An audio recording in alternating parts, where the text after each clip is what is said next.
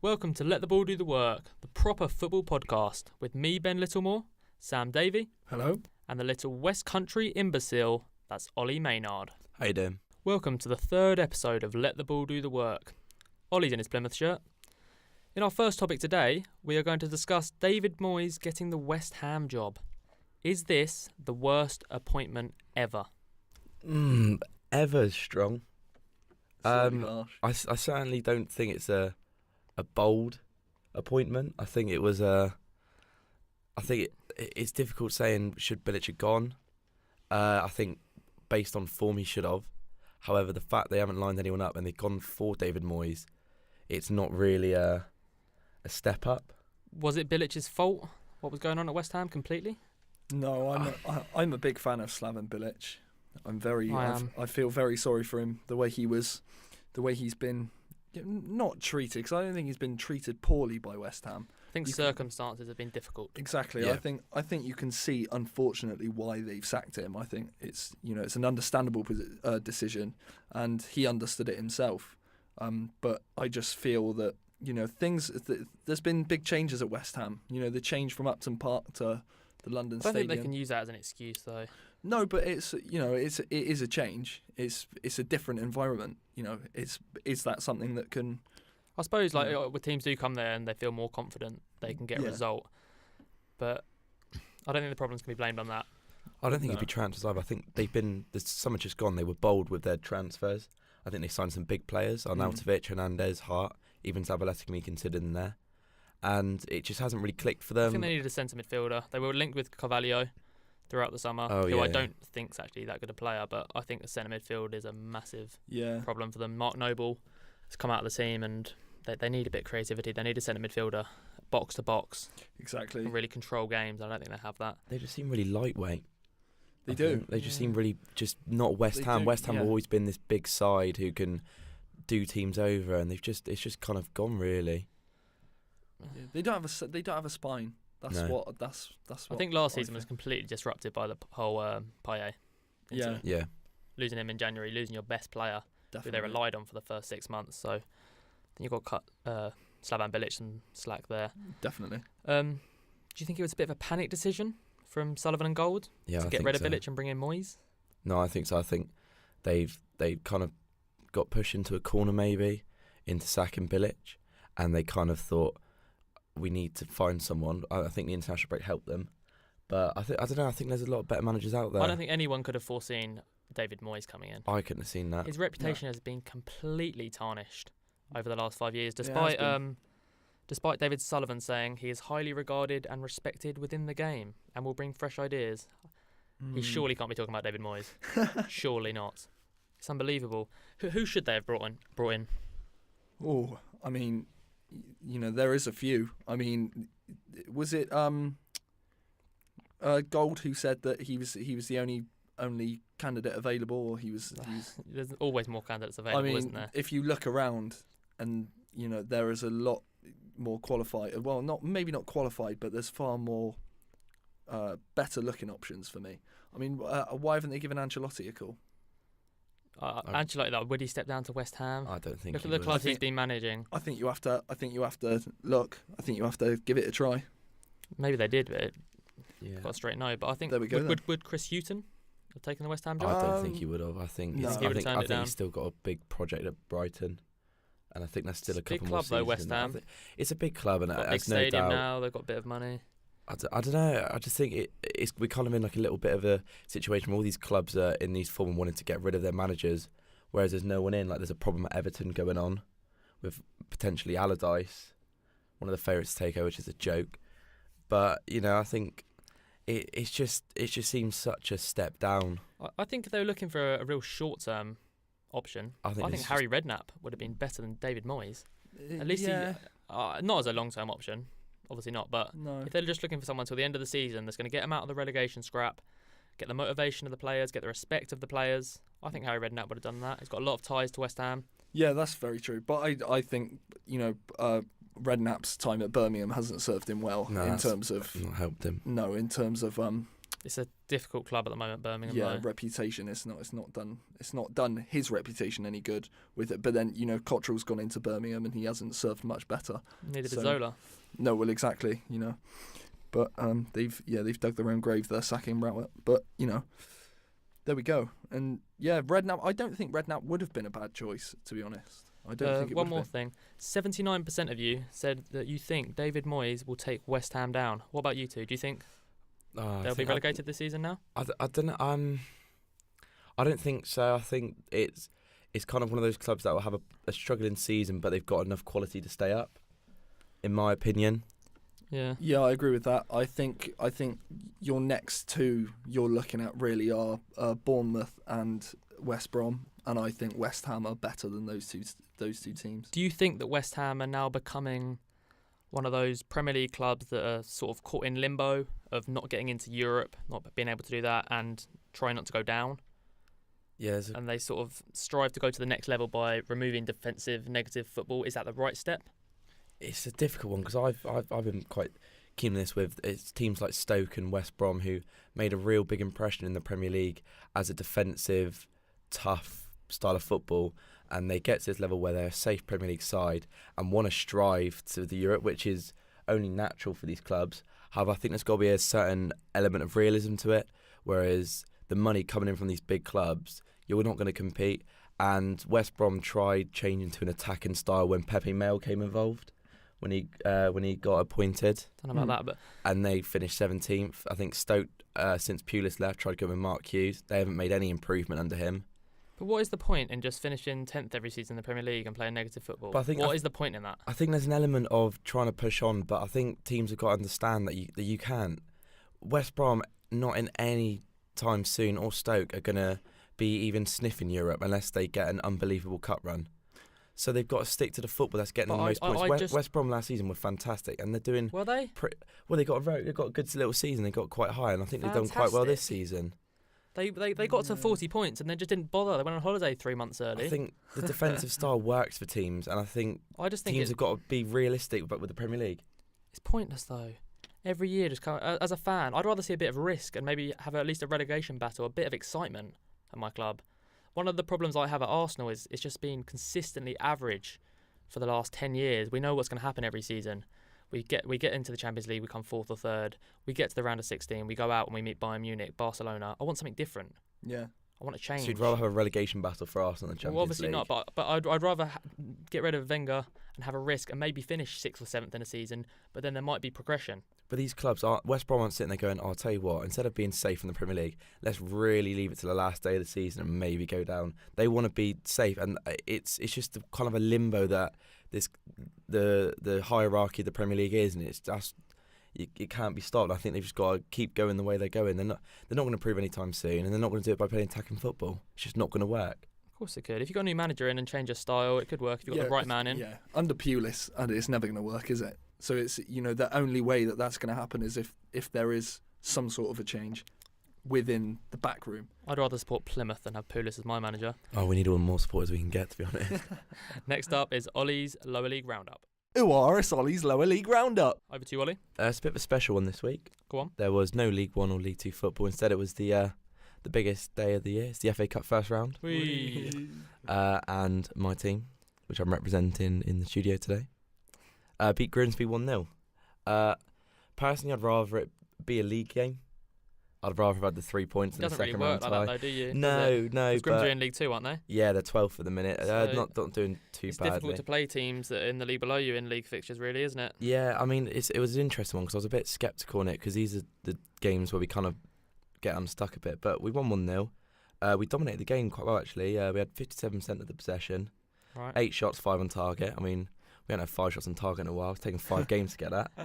But Graham Carey got the goal. Oh, and of course he did. I would like to, tell the viewers, do watch the goal. It was voted in the top 3 goals of the day. It was an absolute stonker. It was came in from the right hand side, cut in, sticks at top bins. And to be fair, it's a game that on the highlights we actually had more than one highlight, which was quite nice to see. We had about 4 or 5. Grimsby's keeper, Muknyon, or however you pronounce it, made it some Start on Neon again. Yeah, he made a string of good saves. And And, good result. Got Bradford away in the second round draw, which I'm not too happy about. Tough draw. Yeah, I mean, but funny enough, we got a practice game against them on Saturday in the league, so, hopefully we'll do all right there. Moving on to the other stories in the FA Cup. Probably the biggest shock of the FA Cup weekend was the fact that non-league, Boreham Wood beat Blackpool of League 1 2-1. Great result for them, wasn't it? It was a really good result, and they had a little cup run last year. Growing club, Boreham Wood. Yeah, exactly. I mean, they're not doing too great in the league. Strong links with Arsenal. Yeah, only 10th, but I think that's a good thing, and I believe they've now got Coventry in the next round.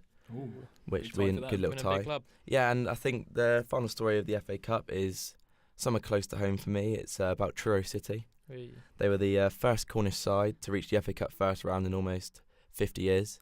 They got to draw a tough game against Charlton away and lost 3-1, but a 600-mile round trip, and the fan support was fantastic. I mean, there's a video on the BBC Sport about it. Do watch it. And you know what? I'm proud of them. Well played, Truro. Yeah, well played to them. Got the goal. Well and played for losing 3-1. Yeah, that was my FA Cup Lower League roundup. Thank you. In our next topic, we are discussing England's lack of talent in central midfield. Is this the weakest midfield you can remember an England side having? Yes. Yep, it is. It's definitely the weakest. Especially the ones we were brought up on with Scholes, Lampard and Gerrard and Joe Cole and all that. Joe Cole? He's a good player. He was actually a good player. Yeah, but I mean, all right. You can't chuck him in the same bracket as the three before. Thanks. I just thought 4 was a better number than 3. Fair play. We digress. Anyway, at the moment, the 4 central midfielders in England's squad for these next 2 friendlies are Jake Livermore, Eric Dyer, Ruben Loftus-Cheek and Jack Cork. And people wonder why we've lost enthusiasm with England. One absolute damp squid of a midfield. I think only one of them in there I'd like. We know who you're going to say there, but we'll move on. Jordan Henderson, Ali, Delph, Lallana, Barkley and Winks are all injured. Jack Wilshere isn't. How is Jack Wilshere not in this squad? I mean, yeah. I know he hasn't played much football. He's still fit. He's still fit enough to play. He's played in the Europa League. He's played in the League Cup. You need to embed him in this squad. If he's going to be in that World Cup, which he should be, because he's like nothing else we have, he's creative, he's direct, he's dynamic, he's completely different to the midfield we have. He gets you off your seat. He beats players. Yeah, 100%.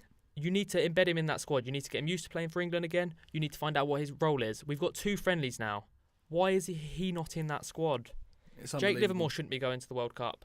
Loftus-Cheek shouldn't be going to the World Cup, in my opinion. Jack Cork shouldn't be going to the World Cup. No. Eric Dyer should. Considering the real dearth of talent in that position, maybe. But Jack Wilshere has got to be in that squad for me. I think you can't defend that decision. To me, it should go without. So to me, if I was Gareth Southgate, Jack Wilshere would be the second name on the team on the team sheet. He would be the second name in the squad. When I was writing down the names of who's going in the squad, Jack Wilshere would be the second one on. The whole squad. Who would be first? I don't know.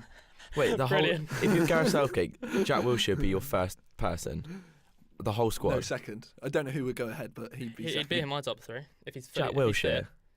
I think there's so many more important players in this England squad. I do like Jack Wilshere. I think he should be going. Yeah. Okay, fair enough. Where's he going to fit in this squad? We have more important players, granted, but we don't have many more creative.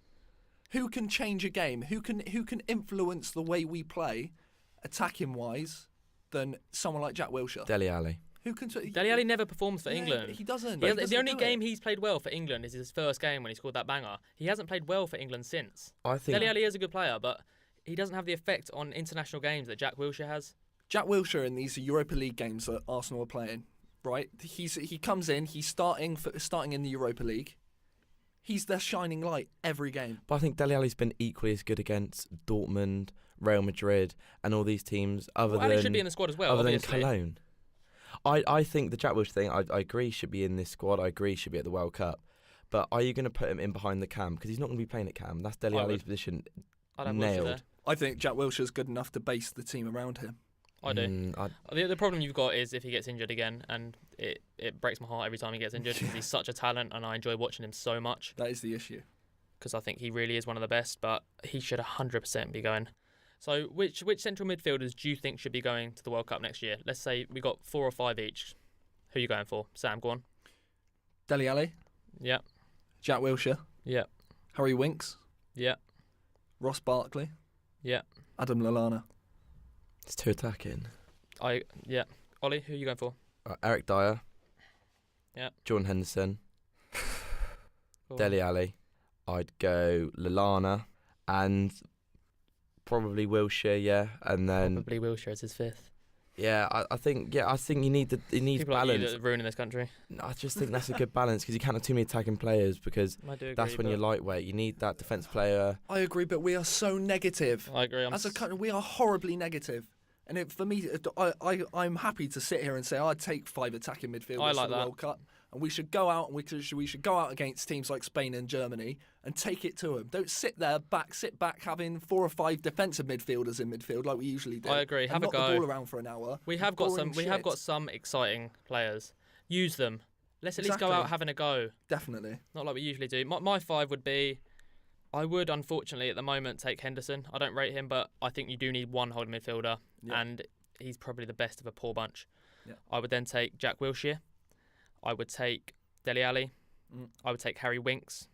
I want to take Lallana and Barkley. If I had to choose between one or the other, I'd definitely take Lallana, but he is more of a attacking midfielder. He's playing out wide as well, so I'd like to take both of them, but for me, Jack Wilshere has got to be in there. I'll tell you for a fact, I know he's going to the World Cup, and James Ward-Prowse is going to be in that squad. You do realise he is Southgate's favourite player.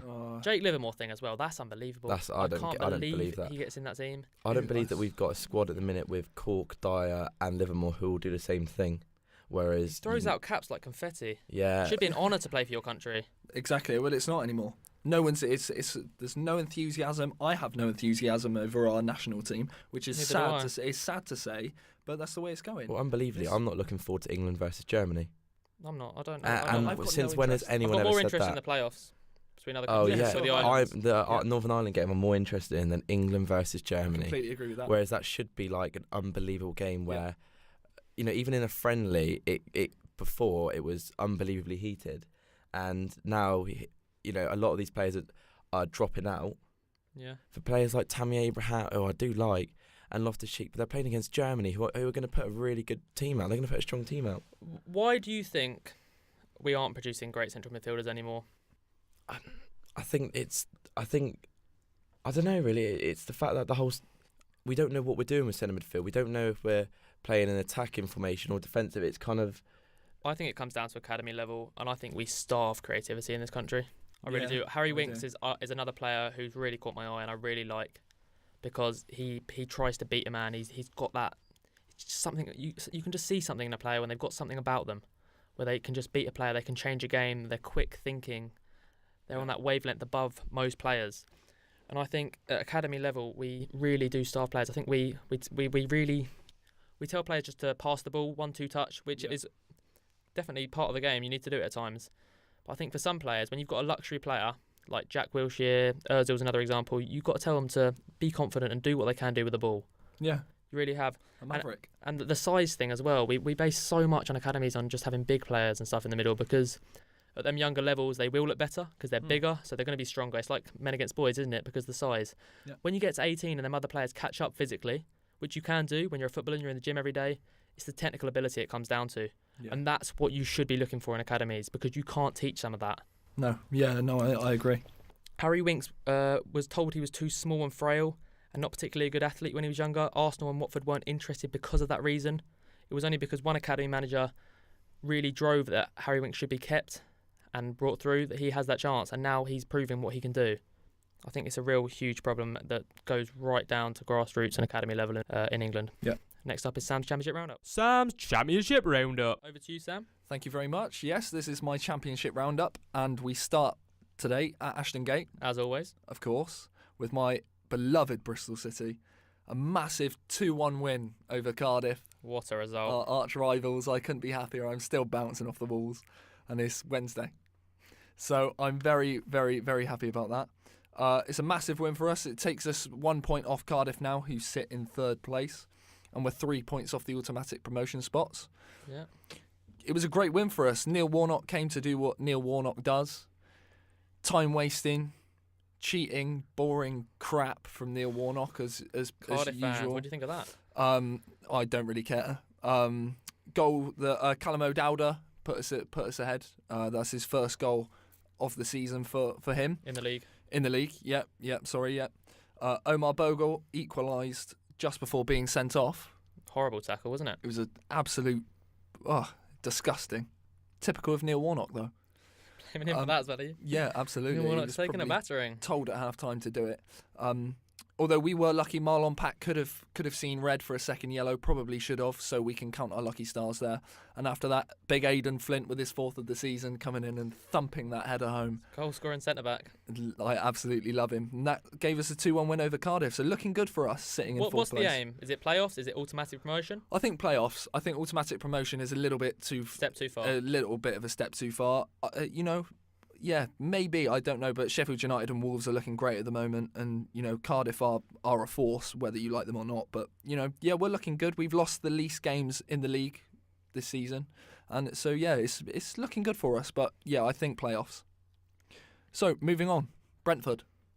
Good run. 3-1 win over Leeds on Saturday, huge win, that sends them up to 12th.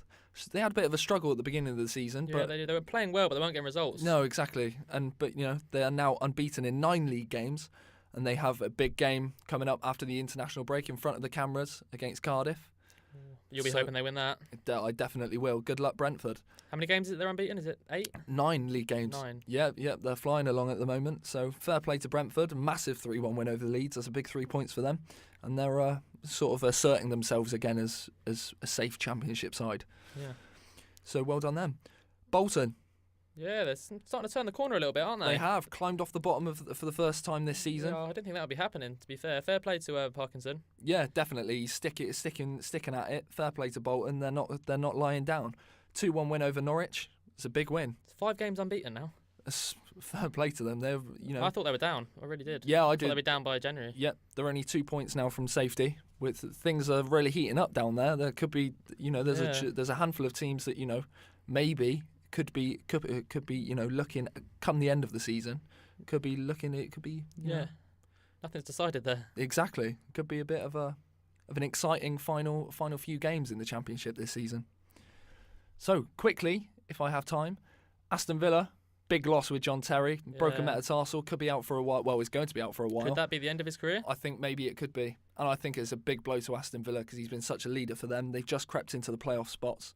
6th in the league now, and after Steve Bruce looks like he's kind of steadied the ship a little bit there.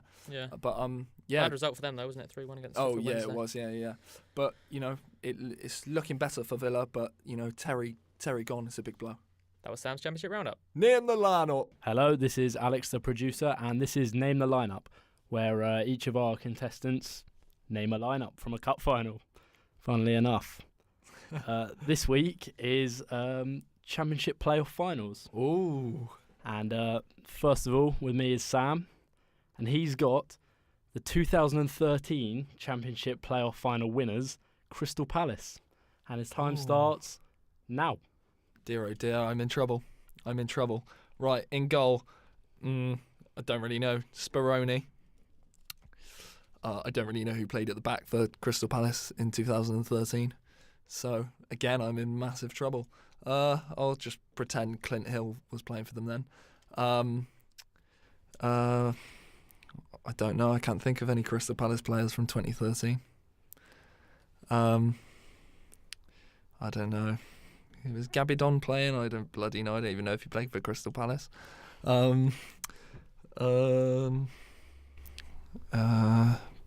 Punching.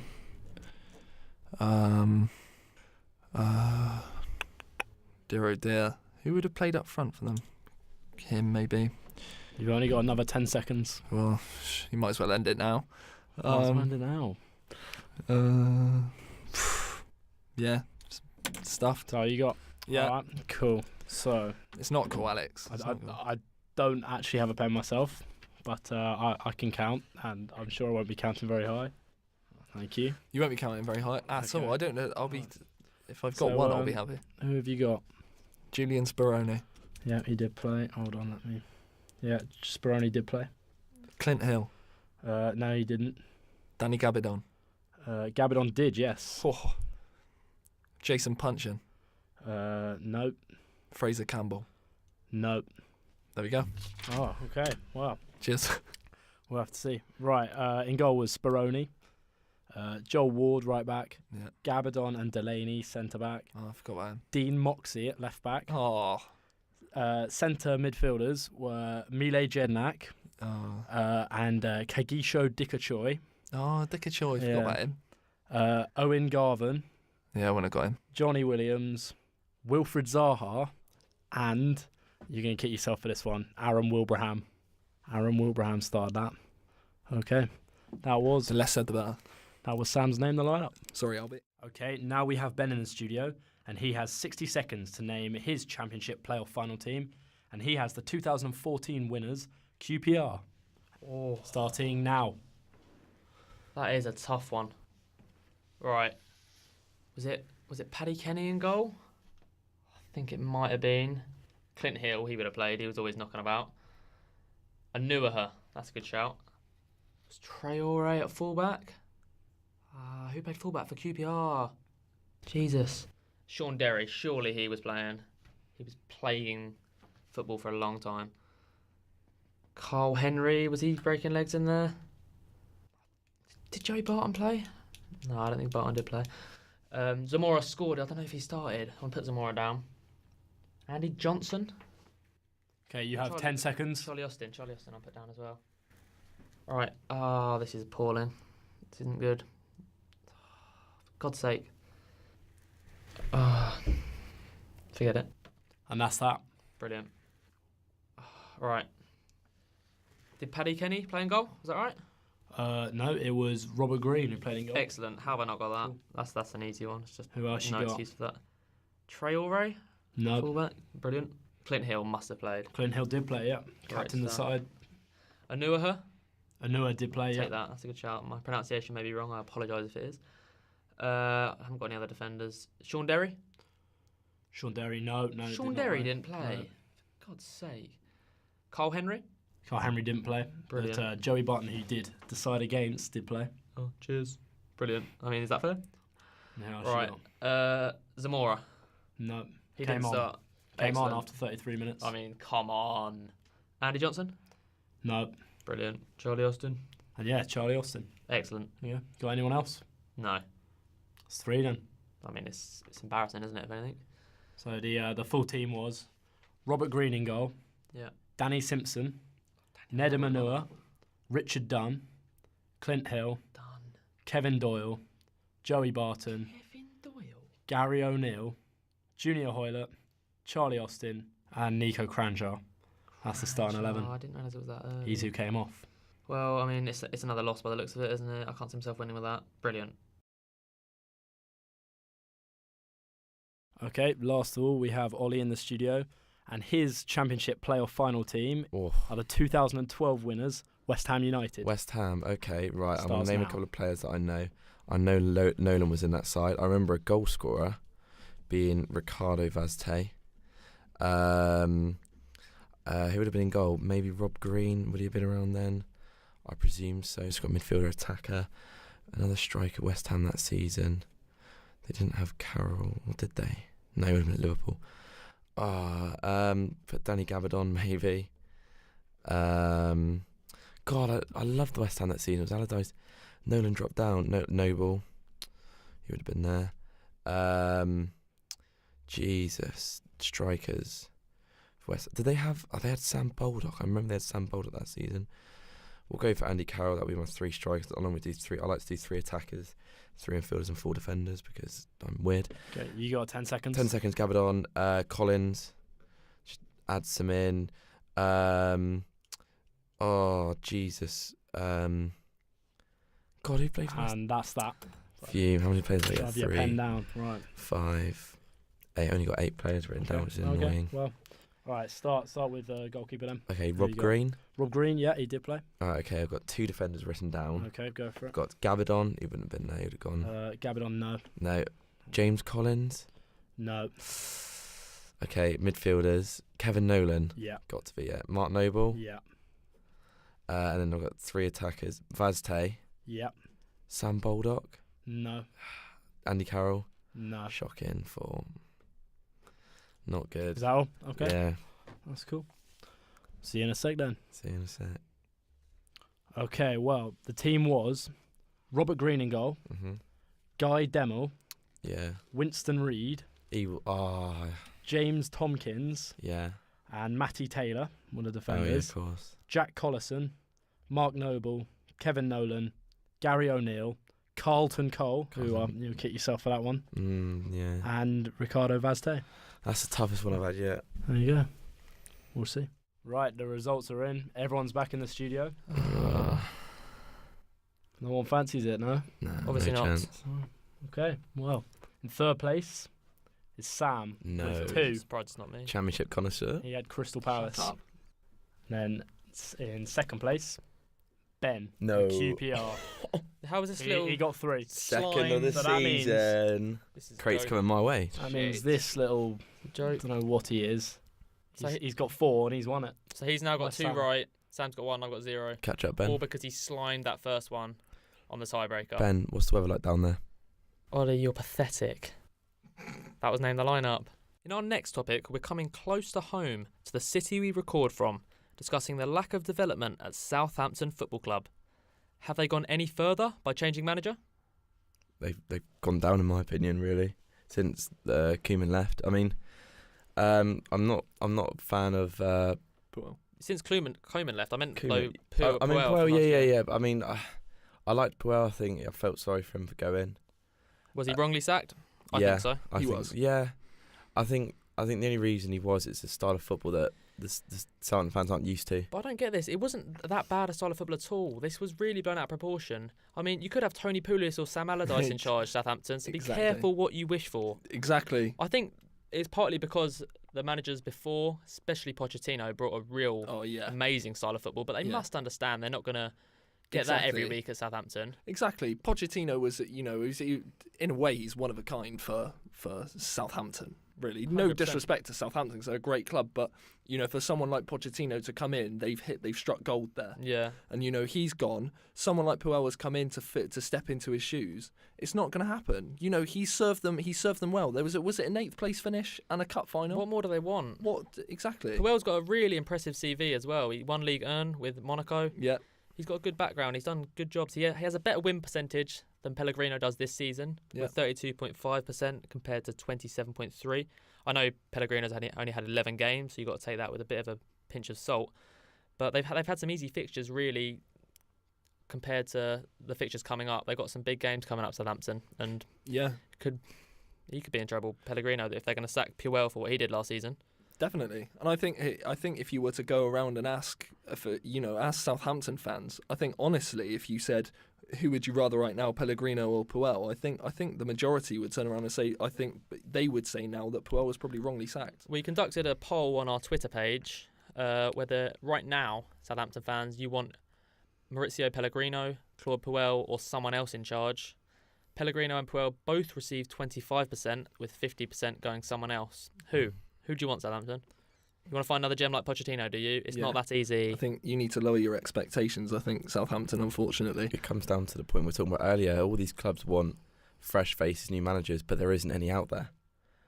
And, I'd like to see Puel do really well at Leicester and really... Started well, hasn't he? Yeah, he has. And, told Southampton to do one, really. I don't know about that last bit. Completely unnecessary, but... That's what I'd be doing if I was him. Unbelievable. They sit 13th in the table right now for Southampton. Is going down something that could be possible this season? No. I think they're too good. They'll stay up. Yeah, no. I think the thing is with the difference between Pellegrino and Puel. I think under Puel they never really lost against these teams like Burnley and that at home. They'd always get the results against them, and then it was against the better teams they'd struggle. And I just think under Pellegrino it just seems so dull and I'm not sure what the direction they're heading imaginative. in. I don't know. Is. We had the Van Dijk thing. They showed a statement of intent, keeping Van Dijk and proving they're not a selling club. Yeah. But where are they heading? Do they expect to finish 15th this season and Van Dijk to say, "Oh yeah, I still want to stay"? No. Well, yeah. Or are they trying? What was the point of getting another year out of him then? Because his value decreases. Well, exactly. In that time, you've still not really got any further as a club. Nope, and they haven't. They've not added to Van Dijk really with loads of other big signings. No, Lamina has been a good signing. He's been really impressive. Yeah, I like him. But there's not been a whole host of new talent coming in. It seems like they've gone backwards. I think they could have done a lot more with the money that potentially could have come in for Van Dijk than actually keeping him. I mean, it's a valid point. I think they're missing out on quite a lot of areas of the pitch all over, and I think you kind of got to say, if Van Dijk goes, defensively you might be weaker. However, the money coming in for him all over the pitch, and as a balanced squad, you may be stronger as a collective. I think also Stephen Davis, who has been one of their best players, really underrated. Stephen Davis, great player. Yeah, he's coming to the end of his career now. He's 34 years old, so they're going to struggle to replace him in terms of that creativity and that dynamism he brings to the team. And they're missing out goals. I mean, Long's going through the worst. Yeah, I like Shane Long. I feel a bit sorry for him because I do like him. He does work hard, and when he's confident and he does get in the goals. He had he has had great spells of goal scoring in his career, and he does bring so much to your team. He chases down lost causes, and he's good on the ball. Oh, he works intelligent so hard. runs. He works so hard. It's not just hard work; it's intelligent work as well. Yeah, he doesn't run. He doesn't run for the sake of running. He runs intelligently. Yeah, and I think Austin's never really fit. He's kind of in and out. Yeah, and Gabbiadini, you know how I feel about him. You've got really strong views on Gabbiadini. Come on. But I just think he's such a lazy player. I think you're being very harsh. He can be hit and miss, Gabbiadini, but when he is hit and you get him on form, he could. The League Cup final. He could be up there. Exactly. But he can be up there. On paper, something unbelievable. Scott Tadic is a fantastic player, but I haven't seen him play well in a lot. I haven't seen him play well in months. I don't think Tadic is happy at Southampton. Redmond frustrates me as well. His body language at Southampton's Tadic tells me that he doesn't want to be there. Yeah, because we've seen what Tadic can bring. We know he's technically brilliant, but you don't see that. And even when he's going on international duty for Serbia, he's churning out much better performances than he has been at Southampton. Yeah. He's one of those players that won't do anything for about 5 or 6 games, and then will have one amazing game and it's forgotten about. Yeah. And that's how his Southampton career's gone, in my opinion, because he's never really blown me away when he has got, and I can see it, he's got the ability to do it, and there's been games where he's shown it. It's the same with Buffal, it's the same with Redmond. I just don't think the creative players in this Southampton squad are consistent enough, which is why they've been lacking results this season and a little bit last season. Yeah. I think Southampton Football Club are really lacking direction at the moment, and I think the decision to sack Claude Puel really has come back to haunt them. Yeah, I agree. Next up is don't talk shit. Stop talking fucking shit, Ollie. You're talking absolute bollocks again. Right, now we have our famous feature, Don't Talk Shit, where Oliver Maynard has 1 minute to talk about whatever subject he wants without interruption. Ollie, over to you. Don't talk bollocks. Yeah, I'm changing up this week. It's not something that annoys me. It's something that I want to query to you and the lovely, lovely listeners. This is something I do, and everyone I've said it to thinks it's really weird, whereas to me, it's perfectly normal and makes sense.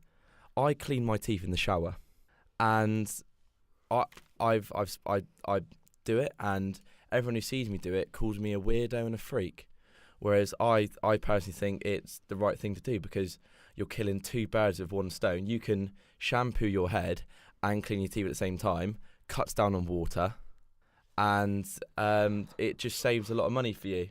And as a student living in a student house, I think my housemates appreciate me doing it, because I go in, toothpaste, leave the toothpaste on the toothbrush, leave it there, shampoo on the head, happy days, and whilst that's soaking in to your head, doing the cleaning and that, clean your teeth for 2 minutes, happy days. Me. What are you talking about, you idiot? Don't you do it? Obviously not. I don't get how people don't do it. It's just, it saves so much time. You've got shampoo in your hair. Yeah. And what if it goes in your toothbrush, you monk? It doesn't.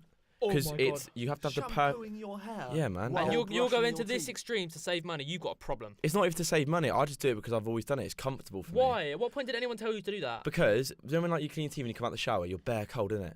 Like, what? Sorry, have you changed personality? No, say that again. When you get out of the shower, it's so freezing. So if you're in like the warm water and you clean your teeth, you're buzzing. And why do you have to? And you can spit it on. Why don't you brush your teeth before you get in the shower, you idiot? I've never been buzzing brushing my teeth. If your problem is being cold, why don't you just do it before you get in? Because I like to shower. I like to start cleaning my teeth in the shower. There is no need to do that. I think practical. It's brilliant. It's a good thing. You think practical? It's brilliant. Practicality, it works, and I think more people should do it. Ollie, that's bollocks. Why? What do you mean is why? It more practical? I don't get the It saves water. What? Just turn the tap on when you brush your teeth, turn the tap on, get the toothpaste wet, and then turn it off. But then you're cold. You're in your towel, whereas you're in nice warm water. Why are you cold when you're brushing your teeth all the time? Why is your house so cold? Just get dressed and then brush your teeth. Oh, saving money again on the heating. That was unbelievable. Rubbish. Oh, darling, have you got any other business? Our next feature is Any Other Business, where we discuss all the stories in sport and mostly football over the week that we found entertaining and that we want to talk about. Ollie, you're going to start off by talking about cricket, aren't you? We are. It's a big story in the terms of sport this week. Stephen Finn, arguable, who replaced Ben Stokes after Ben Stokes had his incident, which I'm sure everyone knows about. He's injured and ruled out of the Ashes squad, and replaced with Tom Curran, who's had a strong season. And personally, I've had Ben Stokes in, but I do believe Tom Curran does deserve his place. But the Ashes is coming up in a couple of weeks. I'm really looking forward to it. I don't know how anyone can be excited about the Ashes. 5-day games that ultimately could all end in a draw. Right. They need to. We're in a society where it's got to be quick. It's got to be entertaining. They need to change it, surely. No, it's still very exciting. 25 days of playing the same team.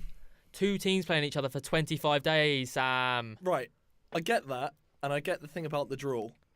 But it's the Ashes. It's a big event. It's a great event. If it was 1 5-day game, I could be more excited. But then that's not because that's not Test cricket. Test cricket is the pinnacle. Test cricket is 5 days. It's tactical. It tests you physically. It tests you mentally. It's so boring. It's not boring. I think cricket's one of those sports where games. If you don't get it, as I'm sure you don't, you're not going to get it. No, it's not much to get. I'm not asking people to get it. It's something that I'm very excited about, and most of the country is as well. Most of the country aren't, but there's nothing like an Ashes series. The morning of the Ashes, 11 o'clock in the morning, watching those players come out in their whites to the sound of Jerusalem, drinking. Do you know what you sound like right now? There's nothing better. But this series is just going to end poorly. If anyone is going to watch it, I doubt I wouldn't be supporting England with the form Stark's in at the minute. So if Australia win the first 3 games, that's that over. But they still play the last 2 games, which must be even more boring than it originally was. Making up words. Coming from this man that just splurts bollocks 24/7. All right, moving on.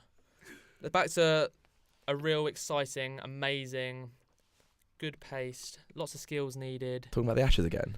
I'm actually talking about football. Oh, really? Ooh, we can't argue. Right, Simeone being linked to Everton. That's baffling. Job. Are they getting above their station a little bit there? Yeah, it's not going to happen, is it? Just, what is the point in saying it? It's.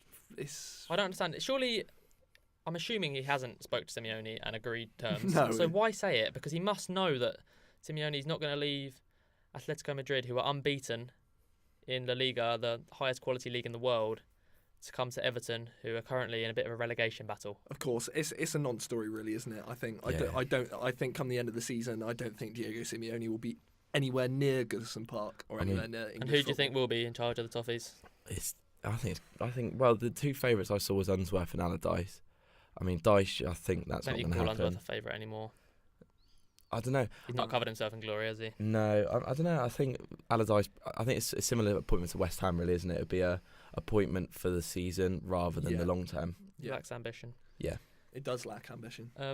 Also, we're going to have to give a mention to Spurs beating Real Madrid last week. I'm an Arsenal fan, but I've got to hold my hands up. I never saw that coming. It's an unbelievable result. Real Madrid weren't great on the night. They had chances, but I can't take anything away from Spurs. Great result. Yeah. Great performance. Well done, Spurs. And they've qualified through that, haven't they? They have qualified, yeah. Fair play to them from that group. I generally thought it would be Borussia Dortmund have really struggled. Arsenal, Tottenham in the Europa League. Yeah. That would have been interesting. Yeah. Just us then. Cheers. Finally, we're going to talk about Patrice Evra. Dear oh dear. What an incident that was. Naughty boy. So he's currently been suspended by Marseille, but they're going to be having talks with the club to see where his future lies there. There's a meeting on November the 10th from UEFA, whether they decide to extend his 3-match ban for a straight red card. Surely they have to. Of course. This has got to be a huge ban. Yeah, big. I mean, it's same as Cantona back in the day. That was 9 months. I think it should be longer. I think players know now. They're in the spotlight. They know. It's a different game now. I can't believe he did that. Luis Suarez got a 4-month ban for biting a teammate on the pitch. Obviously, don't condone that. But if that's the ban for that, for kicking a fan in the face, I know the fan was saying wrong things. I completely don't condone what the fan was supposedly saying. And no, but It's as gotta a be professional, professional, and Everett has always been so professional throughout his career. Yeah, he's one of them players that I would rely on being a professional. So it's so out of the blue. Well, how he dealt with the whole Luis Suarez situation himself. Oh, that's a good I point. think he dealt with it very professionally. Yeah, and it seemed so out of character for him to do. When I saw it, I saw the video and everything on Twitter, and it is hilarious. A great kick, to be fair to him. Shut up. But apologies for that. You know, I just think it's not an Everett person. He seems such a bubbly. It's not an Everett person, and guy. he was criticising my grammar. Right, that was any other business. Team of the week. Now this is our team of the week, where we pick the best players from the weekend's Premier League games. Goalkeeper Sam will take you through the shot stopper, Ollie through the back four, myself through the midfield, and we will share out the forwards. So Sam, who's in goal this week? In goal this week is Paolo Gazzaniga of Tottenham. Very impressive performance. Very, very impressive performance. It was his debut at Wembley. Yeah. For Spurs against Crystal Palace. And Pochettino himself said it was a fantastic performance. What a start. Clean sheet. Some great saves in there. Crystal Palace could have actually quite easily been ahead. Exactly, so yeah. He's a great chance. Yeah, it could be a... He had something to do with that. Yeah, definitely. He could have won the game for Spurs there. Right. Ollie, back Shout out Nick Pope, though, for that goalkeeper shot. Yeah, Nick Pope played very well. Yeah. Back four, we've gone for right back, Cesar Azpilicueta. Yeah. Obviously, he got the assist for Morata's goal. Yeah. Helped, did his bit for the clean sheet. And it was a Chelsea performance that we've been lacking for a while. And interestingly, Azpilicueta has assisted Morata 5 times a season, more than any other player. Yeah, they are. That's a very good stat. Yeah, they're creating sort of the old Spanish link up. Yeah, liking that. For the right side centre half, we've gone for Steve Cook. Yeah. For Bournemouth. A clean sheet. To be fair, naturally, I thought it was going to be a very entertaining 0-0, but Steve Cook come in with a goal. Obviously, came in helped with the clean sheet as well, which is a good result for Bournemouth. Yeah. And Bournemouth have won the last 6 Prem games Cook has scored in. Interesting enough, so Cook keeps scoring, mate, and Bournemouth might get out of this relegation scrap. Can't see Cook being on the score sheet every week, but yeah, go on. Yeah, the centre half we've gone for is Ben Mee. Very underrated. He's been fantastic this season since Keane's left. Him and Tarkowski have made a really good partnership, and he's kind of really taken the lead. He was captain for the game, and Burnley have kept its clean sheets in 5 of the last 8 top flight matches. Kept what, sorry? 5 clean sheets in the last top 8. Well, last 8 top flight matches. Sorry, it's not bad going from Burnley. Not bad. They've been really impressive this season for me. Defensively, Sean Dyche got them really on it. Left back, we've gone for Baines. I know Everton conceded 2 goals. However, Baines chipped in with the winning goal and got an assist, and he also was crowned a man of the match. And another stat on Baines, which I thought was quite interesting. Baines has scored 19 Prem penalties, which is the 10th highest in Premier League history. I think he's also the 2nd highest Premier League goal scorer from defence after John Terry. Nice. Very good stat. Onto the midfield. Holding our midfield together is the great N'Golo Kante. You can't hate that man, can you? Big return. He returned and he completely showed why Chelsea have been struggling without him. Yeah. He was everywhere again. He was brilliant. Chelsea completely controlled the midfield. Bakayoko had a great game as well, but Kante was everywhere, constantly breaking up play, constantly. Yeah. He knows his limits. He keeps the ball simple. He passes it on to the more creative players in the final third. Just controls, doesn't he? Excellent. Really deserves his place. Kevin De Bruyne makes his 2nd appearance in 3 weeks. Rightly so. What can you say about him? Fantastic. Again, another game. Man City completely controlled the midfield. Arsenal did get their tactics completely wrong in midfield, but De Bruyne was brilliant. A great goal. Yeah. Just takes the game to the opponents, doesn't he? He's just... Yeah, it's definitely going to be a theme this season.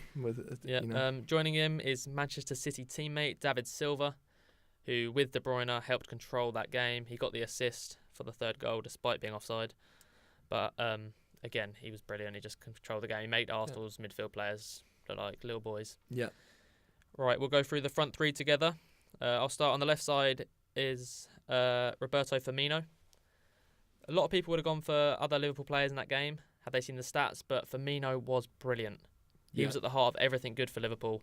Some of his turns, some of his play, so unselfish. Thought he had a really good game and completely deserves his place in the team. Definitely. I'll carry on.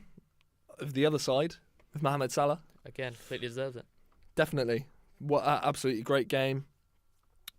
Got himself into a lot of dangerous positions, caused West Ham a lot of problems. He's so good on the ball. Got the 2 goals. Yeah, got the 2 goals, got a brace, and he's just every time he goes forward, threat. every time he gets the ball and goes forward, it looks like he's going to cause some problems. So another absolute gem that Jose Mourinho let go. Exactly. Yeah, there we go. And finishing off the strike force, gone for Morata. Spearheading the front 3.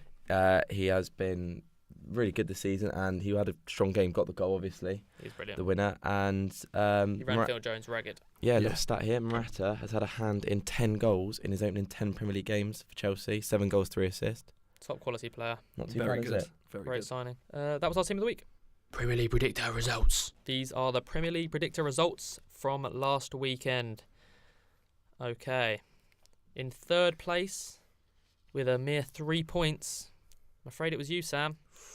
Just 3 correct results, no correct scores, and a real disappointing weekend, I'm afraid. Or a day. I mean, the game, isn't it? Yeah, well, I mean, thankfully Bristol City have beaten Cardiff, because my week really would have been quite bad, wouldn't it? It would. In second place, with a not much better score of 4, with 4 correct results and 0 correct scores, was Mr. Maynard. Again, you let yourself down there. Yeah, I mean, there was quite a few interesting results. I mean, I was a couple of goals off about 2 results there, so Making excuses. another day. So, taking the win, sweeping the win, I have to say, lads, with 10 points, was myself. Got 3-1 Man City. Unfortunately, I'm not happy with the result, but I called it. Yeah. And I also got 7 correct scores. So, I'm 2-0 up now, and it looks like I'm going to be 2 meal deals up. Well, congratulations. Well, I'm going to be 2 crates up. That means Ben's head's growing as we speak. I mean, I need something after the poor name the lineup performance. Yeah. That was Premier League predictor results. Summer signings, they make me feel fine. So obviously we're not going to do Premier League predictor this week as it's an international break. We're going to replace it with a one-off feature on who we think the signings of the summer have been. We're going to choose 3 each and then have a little discussion about it. Okay, my 3 are Mo Salah. It's been brilliant for Liverpool, showing Chelsea what they're missing. He's so quick, he's so intelligent with his runs, great finisher. Been brilliant. My second is Alvaro Morata. There was a lot of pressure on him to replace Diego Costa. He's a different type of player. He has stepped up massively. A lot of people questioned if he could do it in the Premier League, if he was suited to the style of football. He was brilliant. Absolutely brilliant. My third one, I was going to go for Kolasinac, but I've had a change of heart and I've gone for Edison. Just because I think he was more important. I think a massive problem last season for Man City was the goalkeeper area, and Edison has been excellent. Right, Ollie, who are your 3? Yeah, for me, signing of the summer is someone that changes the team. So I've also gone for Mo Salah. I think, as you said, he's brought a different dynamic to Liverpool. 7 goals and 2 assists so far this season, pretty good. I'm also in agreement with Edison. Yeah.